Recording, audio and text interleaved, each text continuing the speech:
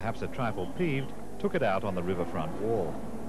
Piquet's wrecked car was left on the track long enough for Arnoux to come around and hit it, leaving the marshals with 2 cars to remove. Senna, the Lotus Renault functioning like a watch for once, rushed on towards victory. Lafitte, who must have been feeling that all was coming right again at last, took back second place from Prost. Senna has so great a gift and the Lotus so much power that a win ought to have looked normal, which had been shortened after De Angelis's accident. At the start, Alboreto went exactly nowhere.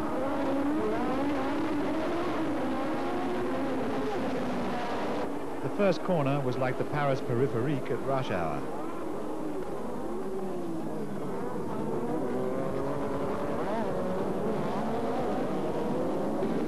Mansell led through the twisty bit with Dumfries' Lotus up to 6th. The slave was keen to prove that he was a free man.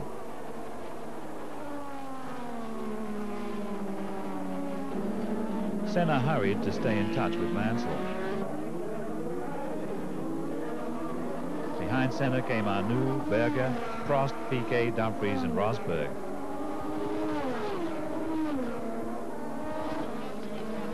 With some impatience, Rosberg saw the new boy Dumfries off. De Cesaris blew a turbo, but wittily managed to spray oil over a large section of the track before coming to rest. Prost ducked out of Berger's slipstream, outbraked him and got by.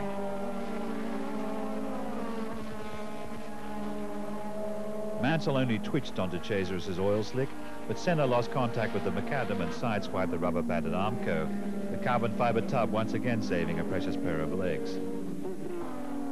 Elsewhere at the same moment, Boutsen's arrows shed some skin, but he was not hurt. At the standard overtaking point, Rosberg went past Berger into 4th place.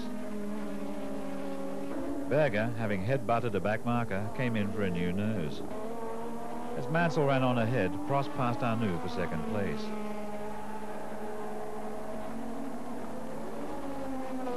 Mansell gave Prost the lead when he made his 2nd stop for tyres.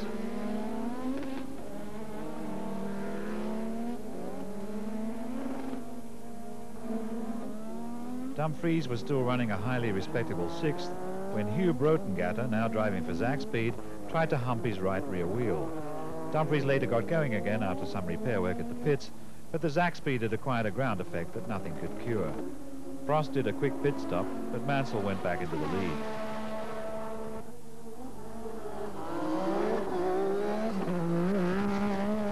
Back in the race in 2nd spot, Prost had Piquet behind him, masked by Palmer's lapped Zakspeed. But when Piquet pulled out to pass Palmer, the hectic Rosberg pulled out to pass Piquet, and so went into 3rd place.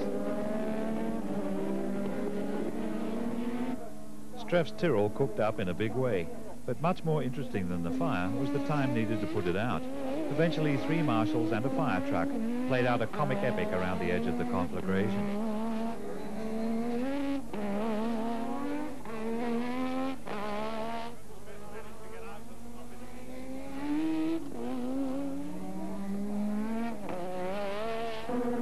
Mansell made his 2nd stop for tyres, giving Prost back the lead. But Mansell had it all in hand. Either Prost must come in too, or stay out on threadbare wheels.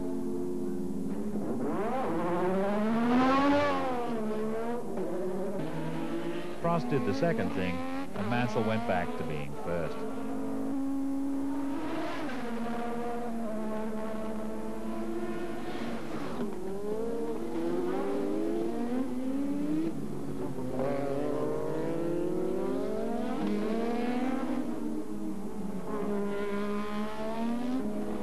Dumfries, still gallantly fighting his losing battle in a team where even the Portaloo was set up for Senna, exchanged 10th place for some fire damage which the marshals made worse with foam. Piquet, who would have liked to be ahead of Mansell, or failing that a lot closer behind him than he now was, drew some consolation when he got past Rosberg in the 3rd place, with the lap Patrese watching it all in his low-slung mirrors.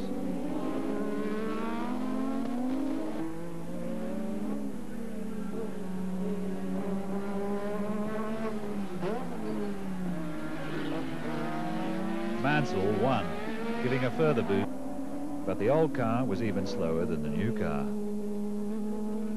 Marlboro would be spelled M-C-L-A-R-E-N. Senna's Lotus wasn't advertising cigarettes either, nor for once did Senna get the pole, although he tried hard. Piquet got it instead. Instead of crushed flat by the burden of being called the British Hope, Piquet got the pole, but Mansell started in a second spot that looked strategically promising until all those fine hopes seemed to crumble along with his drive shaft. This paled, however, beside Boutsen's excursion into the Armco, from which he rebounded to the consternation of every car behind him. Some of the cars never got moving again, but all the drivers were okay except one, Lafitte. Jonathan Palmer, a doctor, commendably went to help Lafitte, who could move a hand but not his legs. In one of those correct, prompt and efficiently carried out decisions which make brands such a relief after circuits where they can't put out a fire until it's almost over, the race was stopped.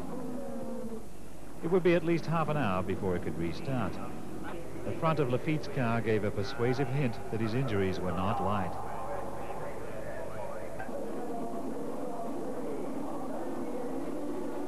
At the restart, the now wide-awake Piquet scorched off into the lead with renewed ferocity, determined to put Mansell in his place, which the Brazilian regarded as being second at the very most. The South American press had been saying that the Williams Honda team was now favoring Mansell. It is possible that Piquet had not only read this, but believed it. Anyway, Piquet was in a bad mood, which is not good for the judgment. Mansell had Berger's Benetton, Senna's Lotus, and both McLarens after him, but he was determined to drive his own race and showed no signs of panic even when Berger took second spot.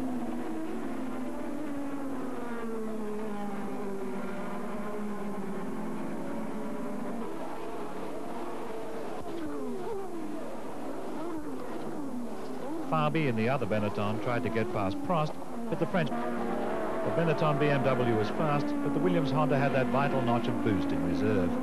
Without bending anything except Berger's ego, Mansell took second place back and set off after Piquet. Mansell was breathing down Piquet's neck. It isn't like the Brazilian to lose his nerve, but he might have lost his temper. He might even have missed a gear. Anyway, the local boy went by into first place.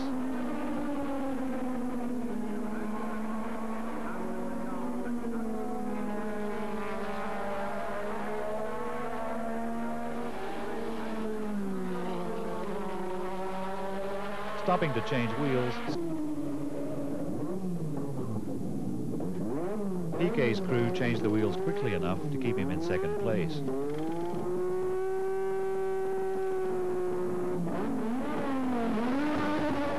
Dunking sailor into a recently vacated hammock, Mansell was off the jacks and away again just fast enough to stay ahead of Piquet in first place.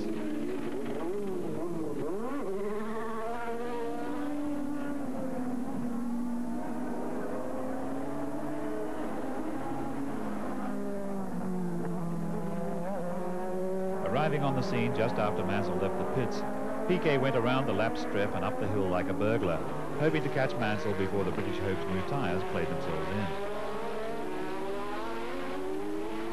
Beneath the British helmet, his upper lip stiff, his teeth gritted and his moustache bristling, even though squashed flat by his balaclava, Mansell had nothing to ward Piquet off with except sheer skill.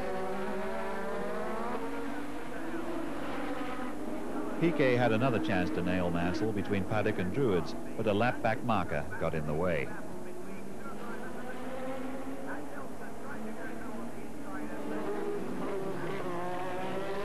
Mansell's tyres warmed up just soon enough for him to keep Piquet at sword's length, but the crucial few laps it took Piquet to decide what the hell, it wasn't Rio, whoever heard of Brands Hatch.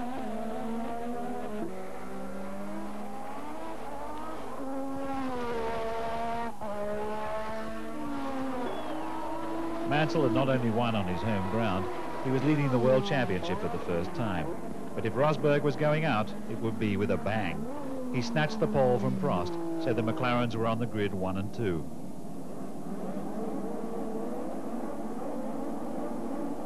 At the green light, however, Senna got clever with the clutch and stuck the Lotus between the McLarens, as Johansson's Ferrari took an inadvisable shortcut over the front right wheel of Alio's Ligier, rammed Fabi's Benetton and forced Tombé's Lola onto the grass. Both the Lola and the Ferrari continued. Senna raced on in the lead. Then Berger, Rosberg, Piquet, Prost, Mansell, and, good heavens, Patrese Brabham.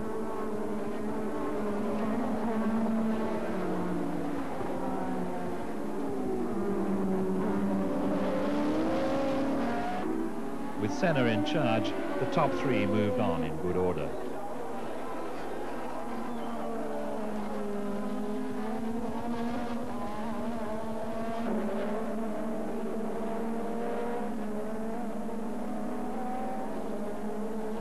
But Rosberg was once again feeling his oats. When they came back into view, Rosberg was in front.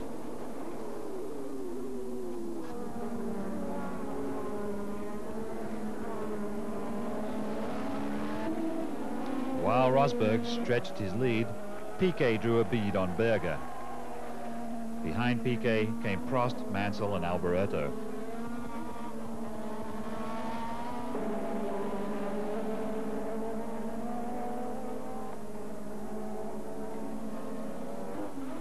Rosberg still led, but Piquet had got by Berger into third place behind Senna.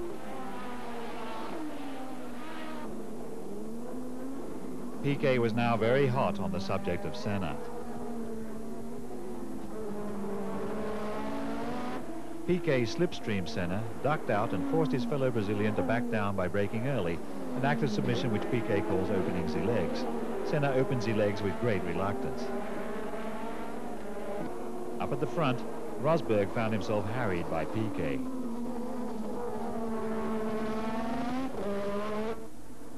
Rosberg opens the legs as well, and Piquet went by into first place.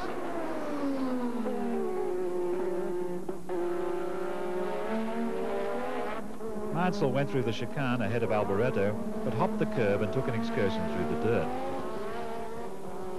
Piquet got the lead back from Rosberg.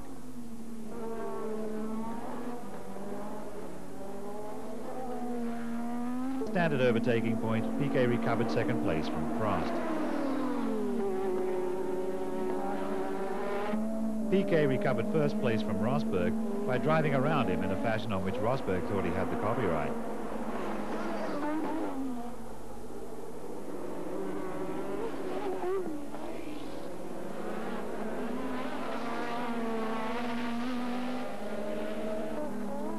Two laps from the end, Senna suddenly closed on the McLaren. On his last lap, Senna was in second place in front of Rosberg and Prost. Prost had little fuel left, but Rosberg had none at all. So Piquet won the race.